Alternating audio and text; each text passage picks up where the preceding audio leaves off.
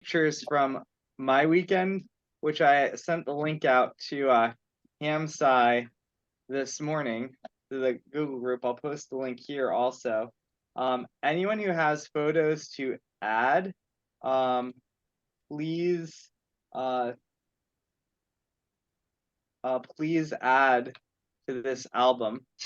But note that if you do add something here, it's possible we may use it for some sort of public relations sort of things in the future, which is unknown exactly what that would be, but you never know.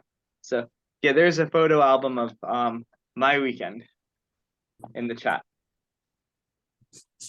Quite extensive. Thank you. Well, my mom was a photographer. So she loves taking photos. Speaking of photos, I think we were meant to do one of the awkward pandemic ones today. Oh, yeah. So get everyone in view. Yeah, gallery view. So if everyone who wants to be in the picture could switch on their camera and smile for approximately. Approximately.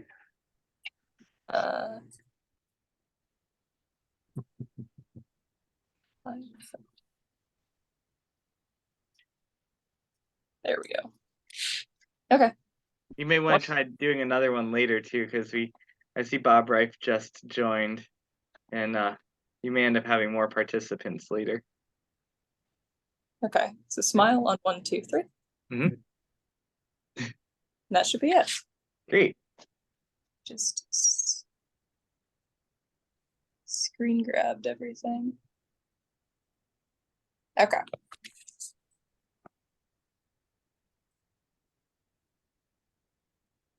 We'll take one. Oh, yes.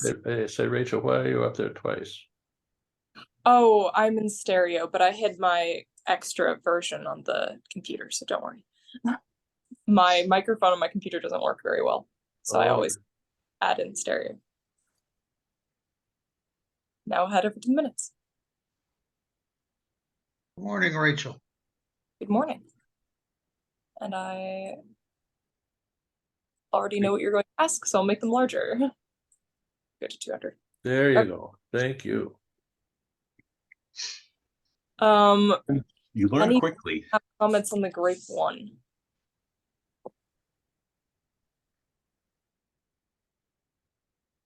Take it. A second one in about 10 minutes, because we'll see how many people join in that time. Okay. Any comments on the Grape one? Any comments on the Eclipse? It was awesome. Yeah, but I have a couple comments. I'm going to have to drop out early, but I was disappointed that some people said that, well, they were going to run it for a week and shut it down till the next eclipse. Yeah. They're not clear on the intent here. At least it's not the same intent I have.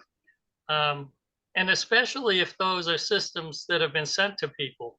If they're not intending to run them, then we should get them to somebody who will. Absolutely. I agree.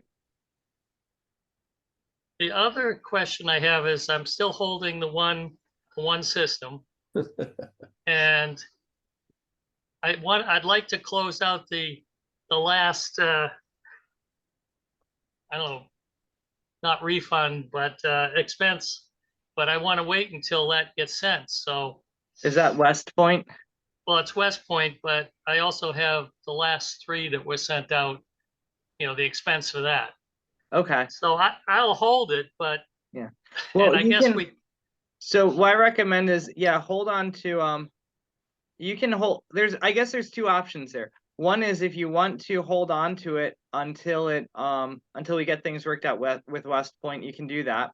Another thing you can do is you can send it here to the University of Scranton. I can hold on to it until we get things worked out with West Point, and then we can close out your total reimbursement with that.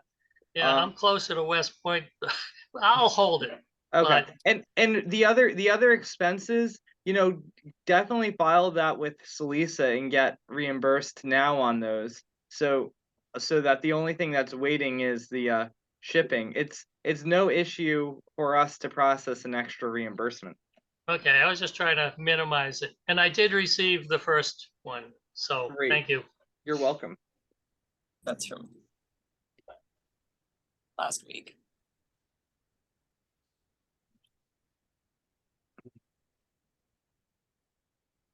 Yeah, I guess I'll chime in if we're debriefing about the eclipse itself. I wasn't actually physically at home. We had our large amateur radio flea market near Fest that day, but I did have fun pointing out the eclipse to people. I took my glasses with me. One of the other members of Springfield Telescope Makers was there, and he had his solar scope. So we were pointing it out to people.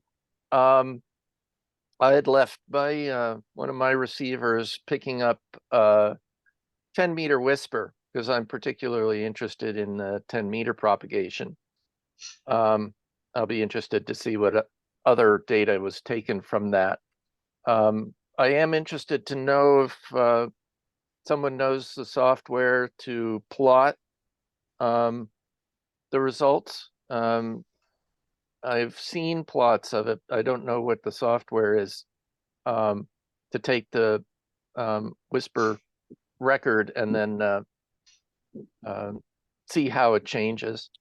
The other thing is our AM Doppler was, we didn't have a lot of nodes running. We were having trouble with our software, some changes that were done and problems getting Raspberry Pis on Wi-Fi was a particular niggly problem. They don't seem to like Wi-Fi very well. It's very rudimentary interface.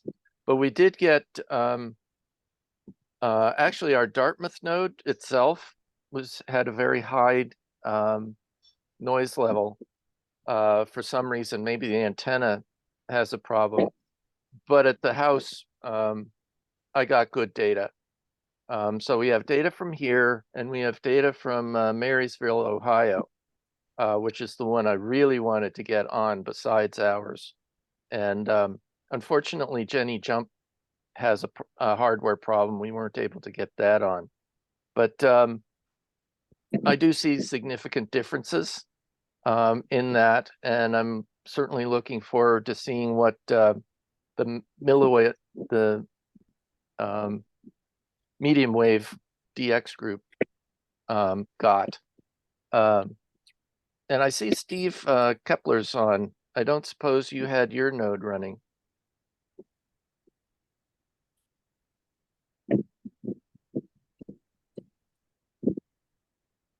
Maybe he's not.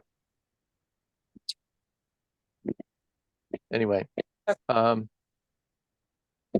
Steve has some hardware, but I don't know if it was running for the eclipse. Anyway, I saw significant differences in our data. It'll be interesting to go back and look. Definitely, not sure about the Doppler shift, but I certainly saw propagation differences. Back to Net. Yeah, I have a couple of comments about the as far as a victory lap. Can I share my screen here? Sure. I was just going to point out, generated some very lovely plots. Okay, let's see here. First of all, by way of victory lap,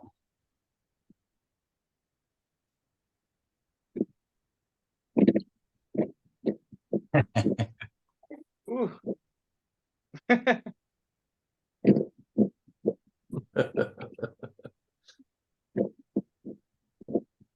all right, I won't make you listen to that whole thing. But anyway, couple of things. All right, we're getting observations. It looks like about 30 of them per day now, 25 to 30 of them per day. And if you want to get the data from a particular observation, you can go here. You can search for them by station nickname. So if I wanted to get this one, pick your station nickname and hit filter. and you'll just see the ones that are from that station. If you want to get the data, you click on this. It used to be it asked for dates on this. We realize that's meaningless when we have only 1 day per observation. So you hit download observation, and you'll see it download to your system. Oh, As far as how to analyze that data, well, I know that Rachel is going to need this, and some other people might as well. Now, it occurred to me that what I should do is, because the plotting part of this is incredibly confusing, and I don't want to have to support it to a bunch of people. However, the data, just getting the data out so that you can put it into a NumPy or other kind of array, that is the IQ samples, so that you can play with it on your own, that's fairly straightforward. What I will do is I will extract the part of the program that gets the data from one of these files, and I'll make that available as a separate program. One awkward thing is I can't send it out as a .py program. It will not go through our firewall. You're not allowed to pass programs of any kind. So I just rename it .txt. When you get it, when you work with it, before you want to run it, just rename the extension from .txt to .py. Bill, question.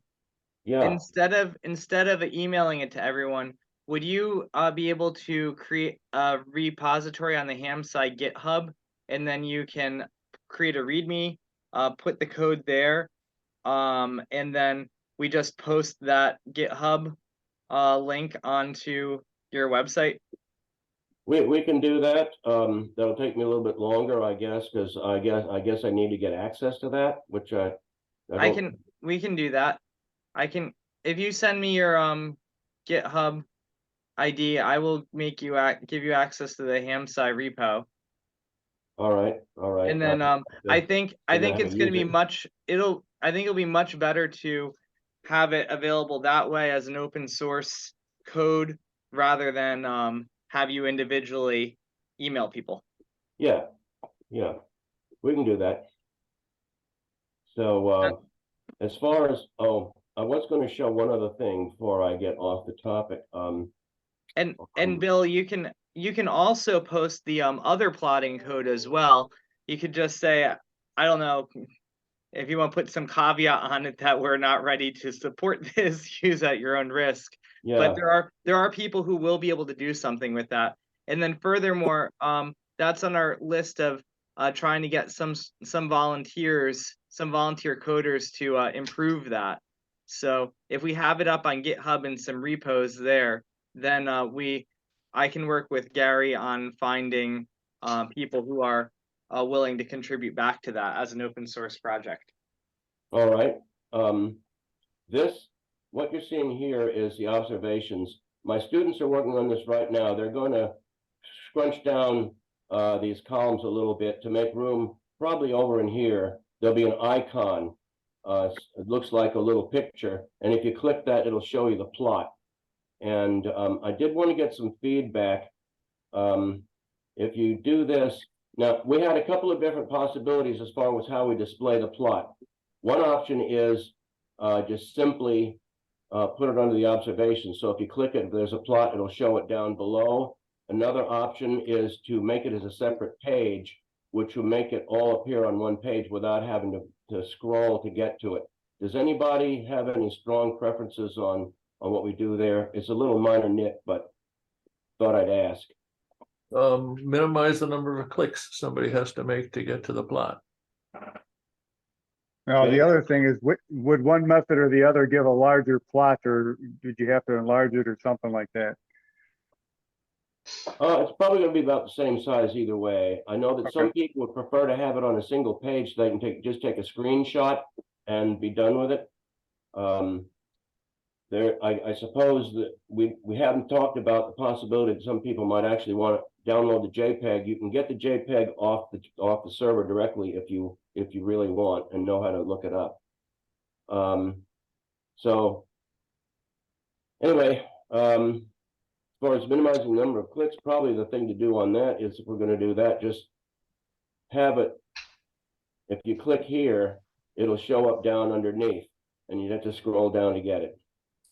Scroll down to see the whole thing, I should say. It'll be there underneath here, unless somebody wants. Another option is to show it on this page without all this text as a separate page. All this is information about the observation, which is nice to have that there so you can see all of it at a glance. So I'm pretty comfortable working with multiple tabs. If something opens, say full screen, but yet in another tab, it's like one keystroke to go back and forth between tabs if you're comfortable with the keyboard. But that's only one opinion. So anyway, the way this is going to work is that, okay, today I've been running a job each day that goes through and plots it creates plots for all the observations that were all uploaded the previous day. The way it's going to work in the future is these plots will be generated immediately after an upload is completed. So some of them will be partial, because I know that sometimes people upload a partial observation. Oh, you're going for your walk? The observation will be uploaded. It'll be plotted, even though if it's a partial. But then later on, if they upload the complete one, it'll plot again and overlay the plot with a complete plot. Those we have tested that, and they seem to work fine. We have a queuing system, so that if you got, we're going to get 20 or 30 observations, or maybe 100 all at once, right at the stroke of 00 UTC. It doesn't try to plot them all at once. It puts them into a queue, and it does them as it gets them. They take about 1.5 minutes each to run. So that's the plan. Bill, is there any possibility that you could actually plot it on the web page just so you could see it? Would that make things easier? No, it wouldn't make things easier. Okay, just curious. The plot, yeah, it takes a lot of. And I don't want to try and run this in the. Are you talking about running it like rewriting it all in JavaScript so that it? No, I was just thinking if you could have the window pop up with it showing the plot and the results. It sounds like it's probably more work than it's worth. Well, once we have this automatic plotting going, all you have to do is click on the observation and you'll get it. Okay. It'll show up as the next page when you click on it. Then you'll have the option to download the observation or just take a screenshot of it. Maybe we ought to add another button to download the plot JPEG in case you want to have the plot JPEG. That might make for nicer for putting it into papers and stuff. So yeah, I think I would like to have the JPEG, so I could save it on my local file system and mail it around. Can you use PNGs instead of JPEGs? Yeah, PNGs are fine. Yeah, JPEGs are lossy, PNGs are not. Okay, let me make some notes here. Bill, I just sent you an invitation to the HamSci GitHub. Okay. I actually made you like a full owner, so you're like a co-owner with me, so you can help, manage people, and if you have to add people to your team or whatever. Do some real damage. I know.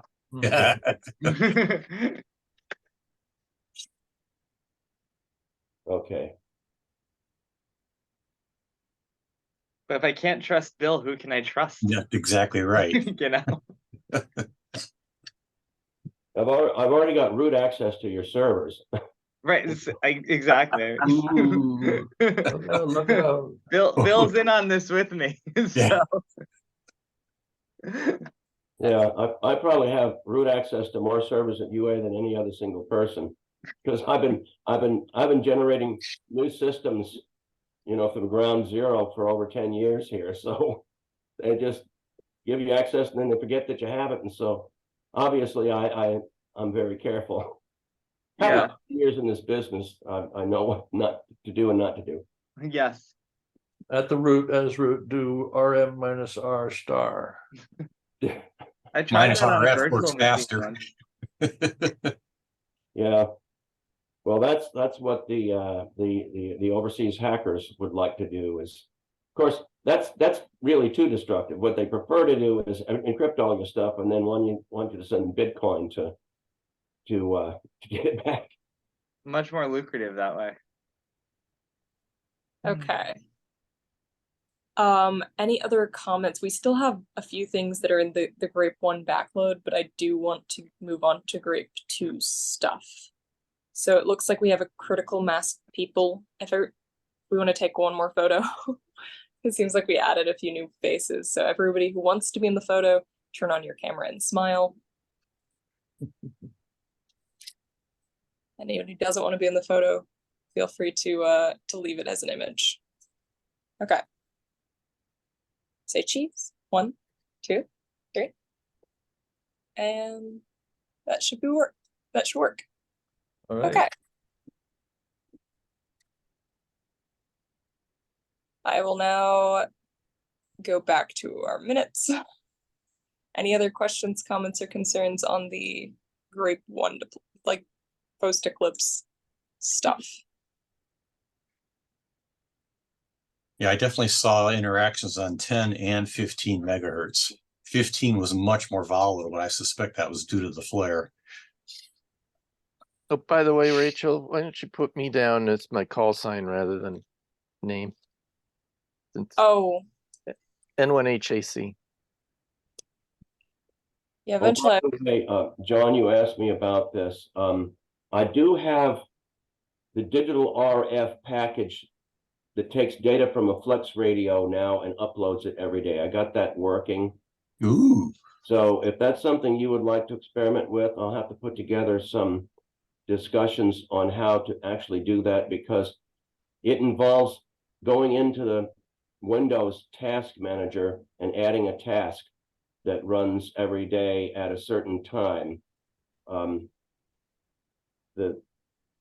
The only glitch with it is you want it to run at 00 UTC, and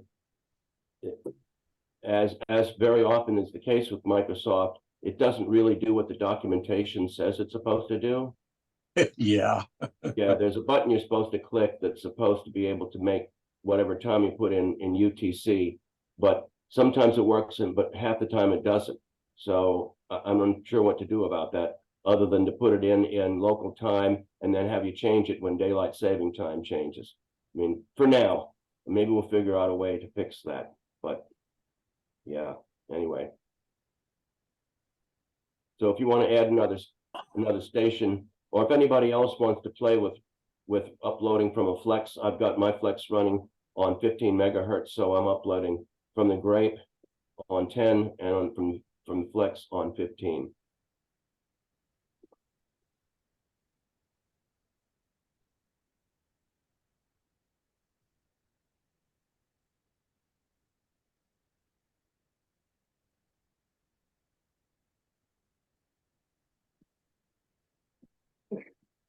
Okay.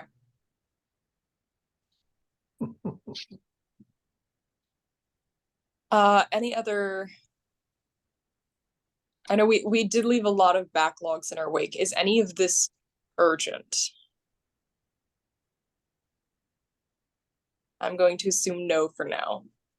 I'll perhaps make a separate place to put it away for now, and we can move on to our new priority. With 26 weeks remaining, the count begins anew for Grape 2. Yeah, can't rest on our laurels, can we? Yeah, well, we did have a nice little victory lap. Which I think is very important. Yes. Any updates from you, John? Yeah, can I have the screen? Sure.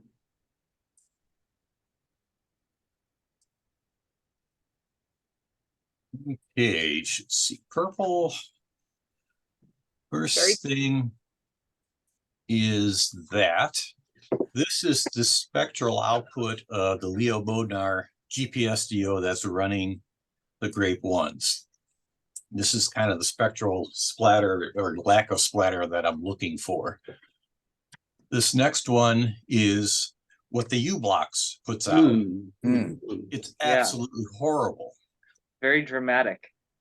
Yeah, and it's the same bandwidth. If you go back, you can tell there's a little bit more goofiness going on there, and it's really quite nasty. Wow. So then I went and talked to John Ackerman, and I got a hold of a copy of the Tangerine GPS deal that they were working on. And it looks like that. Mhm. And between segments here, I think it was 100 hertz. So these are pretty significant splatters. Hmm. If you go a Is little it the farther same along. U blocks? He's using the Chinese version. Okay. He is so laser focused on, he's got a 37-cent crystal and some $20 Chinese knockoff of the U blocks. And he really, but I this spectral here is just totally unusable. Yeah, I don't understand why he's trying to cheap out on that. We That- need a very good Well, the reference. fundamental problem is his architecture lends itself that when it does a correction, you get these little hiccups in the output in the RF. And this is, 10 hertz wide between on this first segment. So these are pretty significant. And since we are doing a energy calculation to figure out which bin in the FFT is to figure out the frequency down to a millihertz, I can't have that because that's spreading me out across probably 10 or 15 bins. So I actually shipped the unit back to him this morning and said that's not going to work. Yeah, can I step in here because I'm working with the same hardware, and that's Okay. older firmware. That's very much been corrected. He gave me a new firmware version that I uploaded 3 days prior. Well, That is the new firmware. he sent me. I have a similar setup, and I don't see those. I use a Bogner reference to tune to the output of the thing. I think there's been a lot of work in this area. I think that it will be workable and equivalent for our purposes to the Bogner. It's never going to be as good as the Bogner because obviously the crystal, the oscillator isn't as high a quality, but it's absolutely stable, and there's no bursts of instability in my unit. Well, So I think it may That's be not- there also yeah. been very many different versions of the but I certainly a problem that I saw in the past, but it has been addressed. He sent me supposedly the latest build boards, and he sent me the latest firmware that I updated 3 days ago, and this is what I was getting. So he agreed it's a problem. They haven't fixed it yet. My inference from talking with them, they were excited about the fact that they get the firmware to run on their little Nano IoT 33 and keep it running, although I have crashed it if you update the web page too fast. But this looks like prototype version 2 or 3 from what I've been gathering from what they've been saying. And this is not ready for prime time yet. And I don't have time to play with this, so I bailed on it. So this is not going to work. So yeah, well, that's understandable. But it is a project that I think it'll eventually get there, but there's also a fundamental architecture issue that I have that's causing this that I don't think they're ever going to completely correct. So, but I don't want to get into it now. So this is basically off the plate. So let's see. Earlier this week, I went out for bids, and just to build the RF deck with a 3-work turn for 55 boards, they want $5,700. And that's just to build the boards. Most of it here you can see is for PCB assembly. So then I asked them, okay, let's build 35 boards. So the 5,500 went down to 4,100. And again, this is just the RF deck, and we're supplying the majority of the parts. So then it hit me like a ton of bricks yesterday why we're seeing this. And the issue is the original bid we did when we started the NSF grant was for the Grape 1 architecture. Much, much simpler. I was basically trying to follow and make this work for what basically the Tangerine was going to do, and I did accomplish it. It is working on my bench. But the complexity, we're handling a data transfer that's 4 orders of magnitude higher than we originally considered, and that has consequences. And we're seeing that in the pricing here. Now, be aware that this is just the RF deck. This does not include the controller board. The controller board is probably going to be more because it's bigger and it's got more parts on it. So probably looking at between the two, I'm guessing 10 to 12,000 to get the 35 boards built. So since I don't think that's an option, we're going to have a real sit down and figure out and sharpen the pencils and figure out what's going on. Why, John? But wait, I'm not done yet. Okay. I want another bid. This was from another quote house. This was for 55 units. They basically wanted 6,000. So I asked them to quote it at 35 units, and it's about the same price. Okay. So This is with solder mask and so this is them doing everything. I give them the boards and the parts, and we get back assembled boards, untested but assembled boards. for 3,700, does it say? This is 5,100, pardon me.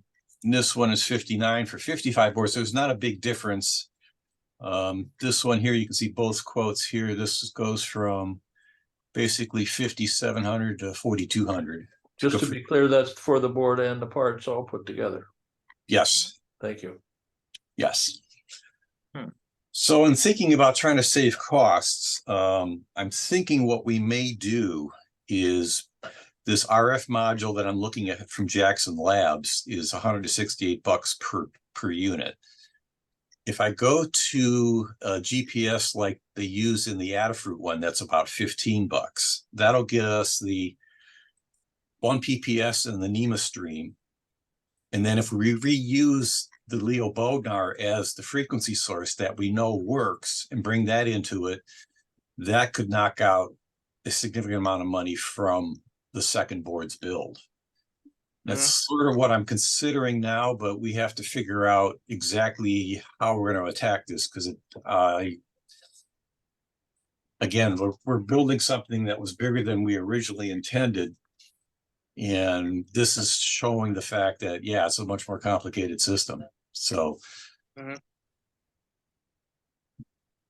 so that's where I'm at on that. I did not pull the trigger on this. Obviously, I don't have the kind of cash, and we're going to have to sit down and figure out what's going on. But this is very telling. If you look at these two quotes, 55 pieces is about 6,000, 35 pieces is about 5,200. Okay. So it's about $600 difference for 20 more boards. So what they're getting predominantly is the production cost, because the board cost here went from, I'll cut that out, $64 a board to $78 a board when you drop the quantity. So they're looking for a target number. 2,700 there, 3,500 there. So it's basically labor time is really where the cost is coming from. I mean, that makes sense. It's on the production line. They got to keep the lights on and all the equipment running and pay their employees and all that kind of stuff. So, but once the line is set up, it's not that much more to, even double the quantity is not going to be a double in price, because they have the whole line set up. Typical production stuff. But I have not quoted the second board yet, but this is where we're at. Okay. So I think, John, you and I will have to have another phone call later. I think we'll be able to get this figured out. Let me send another email about the equipment. One more quote. Actually, I got 2 more quotes that are supposed to come back, but I'm not expecting them to be half, because I was expecting something in the $2,500 range. Okay. And it's just not there. So, and the other board is bigger board, and there's more parts on it, and there's more hand assembly, and it's going to be more expensive. So, yeah. Okay. Well, I think we'll figure it out, but it was a dope slap in the face for me last night. It's like, oh man, I'm going to get shot. No. I mean, it's been challenging because we have to make the budgets you know, a Yeah. certain way, and then we. I've been we- trying my darndest to try and follow the project and keep updating the architecture, and I've been able to do it so far. Right. It's been a hell of a lift. I mean, Yeah. I can't, you have no idea the amount of effort I've put into this. Mm. But I have it actually working on my bench, and Bill Blackwell and Kung both have gotten, it's actually saving data in real time to a Raspberry Pi, creating a 432 megabyte file per hour, saving it to the solid state drive and not missing a beat. So we have achieved the goal. Good. What I'm I had a thinking would question. be the next thing we want to do is probably get a student on this as a software project to take the raw data file, which is in hex ASCII, Mhm.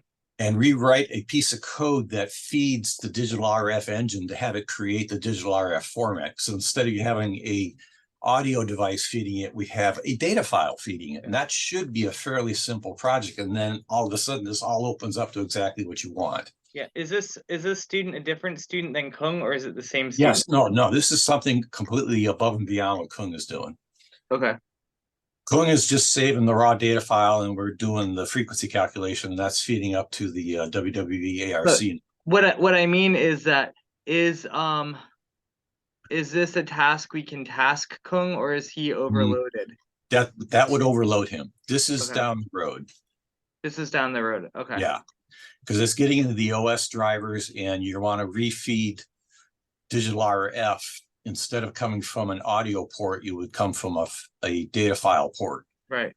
Because So- I think Kung is going to be the student who is currently paid to work on this full time and will actually be able to get this done the fastest because he already Yeah. knows the whole architecture. He wrote the architecture to actually save the raw file, so he probably can do this in his sleep, but we Yeah, have no, to get everything finished first. Right. No, that makes sense. But I think even if we have to wait for Kung to finish the other thing, I think Kung is the person to do this, because by the time we train some other student on this, I think Yeah. Kung is the one. Yeah, well, I'm trying to keep him on task because Yeah. we're getting close. We've got stuff. I think we're at the point now where we're about ready to, the other files, the headers are being written. When Dave gets our frequency determined alpha algorithm finished, we should be pretty much ready to send that. That should complete it. And that takes me to the third thing, is the magnetometer. It appears that the tapper link is a dead end. I heard crickets back from them. I finally got a hold of one person after about 4 emails from John Ackerman, and they want to sell us the board set only for $120. And they have enough magnetometers for 10 units. But the problem is, the board set is a remote and a local. I cannot use the local because I'm already using the 40-pin header on the Raspberry Pi, so I only need the remote, but they will not just sell me the remotes. So Dave Witten has just released a board, 2 different boards into the public domain, which are the remote board and the separate local board. So we could spin that and build them or whatever, but that's where that stands. He has the diagnostic software to be able to talk to it, and I haven't had a chance to do that because I've been chasing after these quotes. Yeah. So I mean, I think how much do you need to do the, make sure the magnetometer integration works now versus how much can you do that later? I've already determined the hardware plugs in and I can see it. Okay. So it's just a matter of trying his test code and then figuring out that piece of code that actually reads the registers, and then Kung just puts that into a file. So it's like 85% of the way done. So I think the thing to do is to use Dave Witten's design. For the remote board. Yeah, to respin that, yes. Yeah, that makes sense. Yeah. Yeah, he told me because I offered to help him on assembly and stuff, and he's going to actually have them made in China for the couple he's getting built. And he's going to send me a couple of the remote boards. Okay. Yeah, with the new addressing and all that kind of stuff. So. Okay. But like I That- say, if you do a query IC on the I2C bus on the Raspberry Pi, I see all the units. So I know it's talking to them. Okay. If you change the ID that it's looking for in the magnetometer board, it complains it's got the wrong ID. So I know it's talking to the registers on the magnetometer board. So that's the hardware, it's all done. Yeah. Because I've asked Dave Witten to prioritize working his design up into something useful. Yeah. And because Hyomin is working with Dave and they're trying to get a hardware X paper out on the magnetometer. So Yeah, I think he's just pushed the board designs into the public domain. So I think that's out there now. I have not downloaded and looked at them yet, but I think we're there. Okay. I So have this shouldn't be a big one deal. question, dealing, just to throw this out there, this, we might want to consider for the compressing the files, that is the data. You said you're going to get another student to work on that. Look at the possibility of using the Orange Pi for that, because it's several times faster and it's not a whole lot more expensive. Just to consider that. Is that run on Raspbian? I believe so. I mean, I think it will run a variety of operating systems like the Raspberry Pi will. But look at that. Look at the Orange Pi and see if you can use it. Because The problem is we have the Raspberry Pi 8 gigs already in hand. We've purchased them already, so okay. Well, we're ready to go on something to that. consider. If you need something with a lot more compute power, it's out there. Yeah. It's not overly expensive. So I'm sorry, just wanted to throw that No, out. that's good information. Thanks, Bill. Okay. So it's been a hell of a week. Yeah. I was gonna say Kung is Seems also so. all. Kung, did you want to weigh in on either either the raw data to DRF or your current active projects? Yeah, I appreciate- think from what John described, I think I should be able to do it, but like he also mentioned, definitely not at the moment. This is definitely down the line. Yeah, But I think I can do it. When do you need it done by, John? Which one?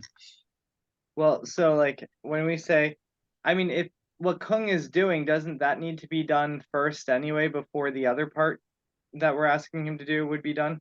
When he finishes up his task list, we can deploy.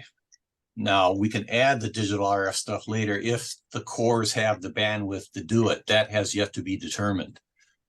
One core is running at 100% solid on both the Pico side and the Raspberry Pi 4 side. And I think Bill Blackwell can chip in on that as the core utilization. One core. Go ahead. We can cut that down from 100%, something less. I don't know what yet, but Well, we got one core dedicated to the data collection task, and I really don't want to interrupt that one. But we got yeah, three cores to it play should with. still be dedicated. So right now you are saying that when Kung is done with what he's doing, we'll have something that will be ready to deploy that will be spitting out the hex data right now? It'll be spitting out what Grape 1 is spitting out right now. But what Once per second epochs for the frequency estimation for 3 radios. but it won't be spitting out the digital RF yet? No, Okay. we So- agreed we're going to do that later. But it'll be spitting out the 8 But- millisamples per Right, second. the data raw will data be there as to be well. read. Yeah, I don't want to deploy it until we get the spectral data going too. that may be a big problem because that's a huge lift for Kung. And until we get the other stuff going, It's also very important. I understand, but we have to get this out probably before Christmas, and I don't see that happening. You mean out to the different out to who before Christmas? To deploy this, because we got to work the bugs out of it before the eclipse. Yeah, but part of the bugs are making sure that the digital RF is working. And If you look in the original grant, the new grant that was submitted for CDAR, it says that we're going to use that digital RF data. So that is in there. So another task on the list. yeah, it's Yeah. So that task has always been there, but it's very, very important that we get that full spectral data collected. And the Grape ones are doing that right now. No, they're only collecting a 10 hertz bandwidth. They're not doing the full spectrum. No, the digital RF, whether they're still collecting digital RF data. Right. Yeah, and that's what we definitely need. That needs to be working. Okay, that's another change in plan. We can accommodate that. It's not a change in plan. It's been written. It is from when I started in February. So if you look at the grant, we'll talk later, but if you do look at the grant that was submitted, that is in the original scope of the grant.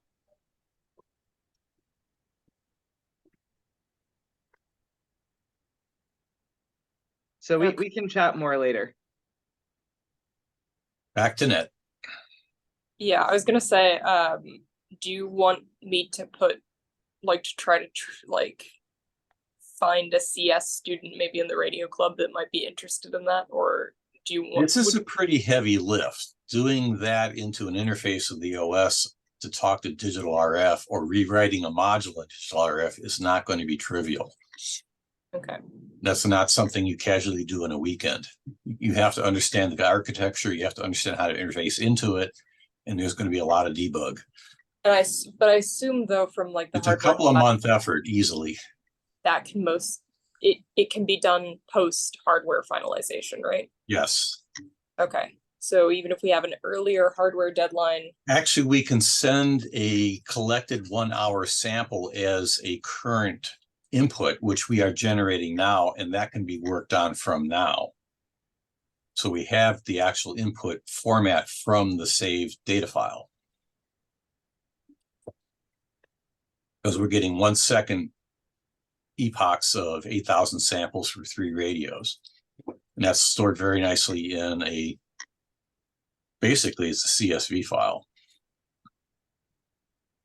Okay. But like I said, Kung has got his hands tied with trying to get all this other stuff finished. Yeah. Kung, did you have any other updates for today? Let's see.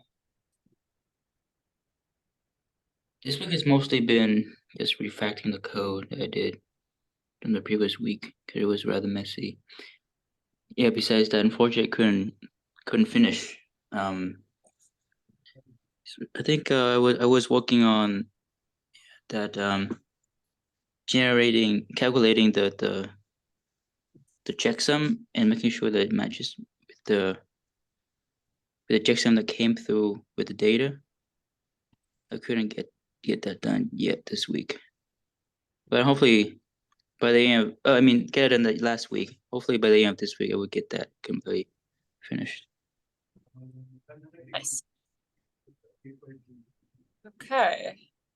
88Y is not here. Any other pressing concerns on the Grape 2? So it seems like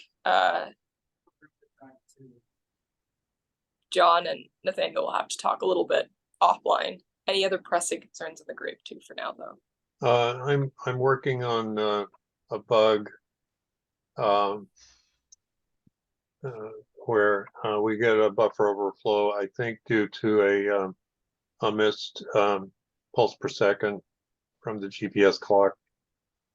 And we currently don't handle that condition, and we want to handle it and recover. So that's what I'm doing this week. It's actually good that you're getting that because I've run the Leo Bodnar now for 5.5 days straight of data collection with no hiccups. So it definitely is the U-blocks causing that. I believe so, yeah. But we want to handle that. Yeah. No matter what the GPS deal is. Yeah, so you've got the worst case hardware right now. Yep. it's always good when it's hardware, as far as I'm concerned. Thanks. It's just proving it. Okay. Any other questions, comments, or concerns on the Grape 2 deployment? Okay. I think starting next week, we'll probably start here and everything else will be worked into backlog. We did have some progress on open projects. Gary, are you still here? Sure am. Did you want to talk about the website updates? Yeah, I've got a couple minutes and I've got to run too. So anyhow, I've taken the Grape 1 page and at the bottom where all the links were on how to build it and how to get going, especially for the FL Digi version. I think I've pretty well cleaned those up.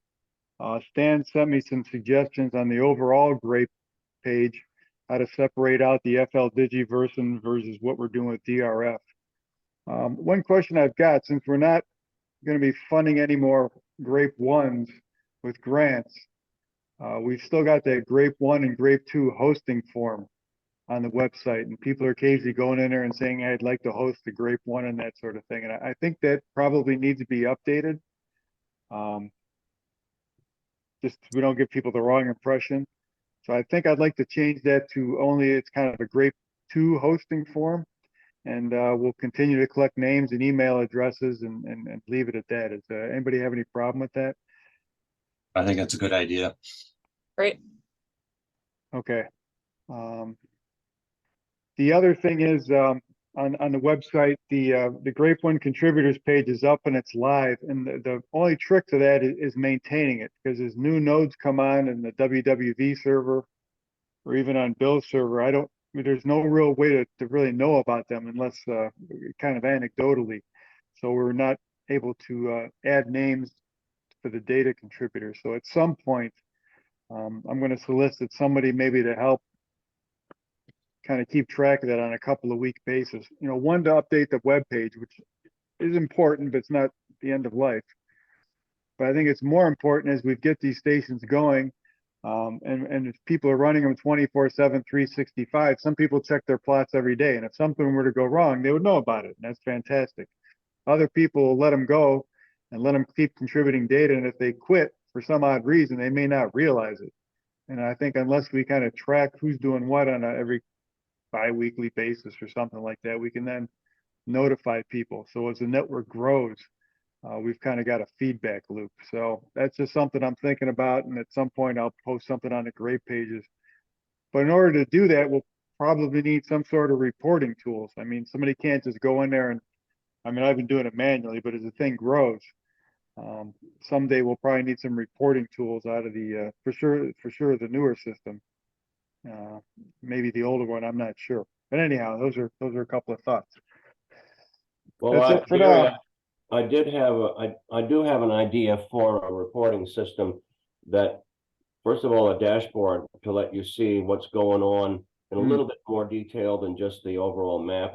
But there's also possible to run a program on a regular basis that will tell you, which stations have the condition where it's been more than 2 days since they uploaded or something like that, and automatically generate an email to them saying it looks like your system is down.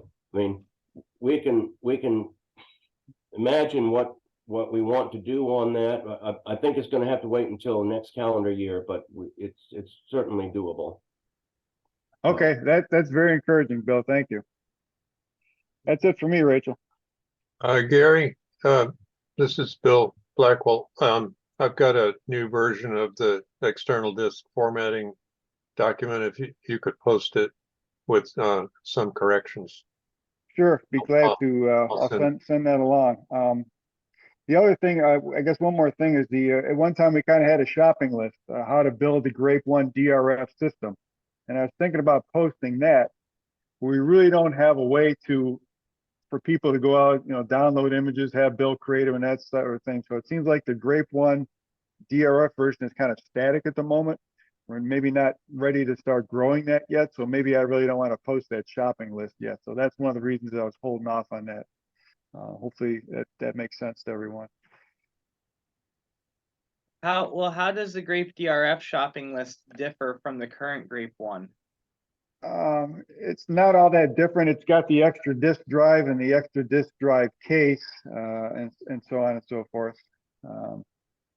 I think I would like to see that made available, because I think we are in general moving to this digital RF system, and I do want to continue even when the Grape 2 comes out. I want people to be able to go to a place and say, oh, here's a project I can build. I can build a Grape 1 using my own hands. And, the Grape 2 is never going to be that, but the Grape 1 is. And so I would love to see the Grape 1 DRF become the officially supported Grape 1 version. Okay, well, I've got no problem putting it up there. I need to make a few small edits to it. But just aware, we may start getting inquiries about people. It's like, hey, where can I get a DRF image? And we'll have to figure out how to deal with those inquiries. That's all. Yeah, I agree. I think the answer to that is I think posting a DRF image up to something like Zenodo, I think would fit. And I think that the trick there would be making sure there are adequate configuration instructions so that people know how to download the image, put their own information in there, and then get the data going to the Alabama server.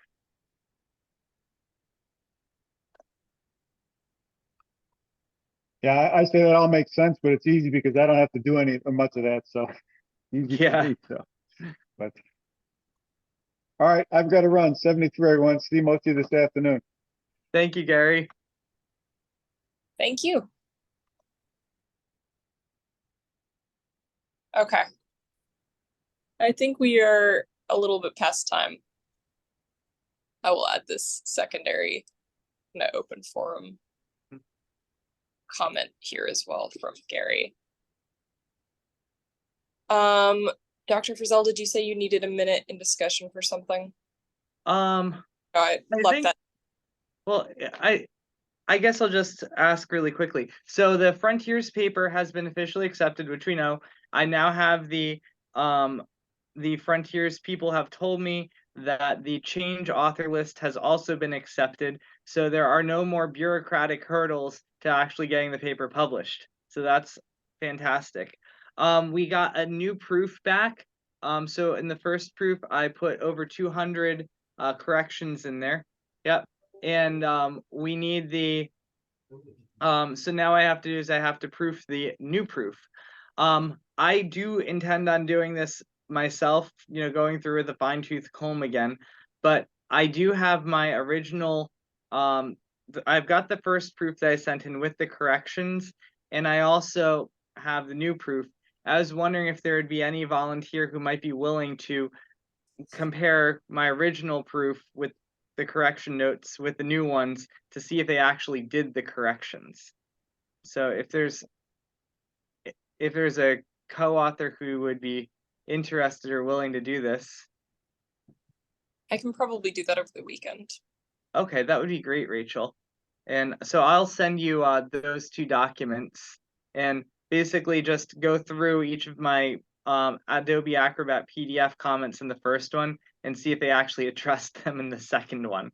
So. Yes, I have fall break in the weekend, which is graduate students speak for now I have time to do all the things that I didn't have time to do. That sounds great. Thank you, Rachel. And that was it. Okay. And maybe John, do you want me to give you a call after this? Yeah, that should, let me check. Yeah, that'll work. Okay. Thanks, everybody. Yeah, excellent work on the first eclipse. I'll see you all next week. Okay, bye. Thank you, guys. Bye.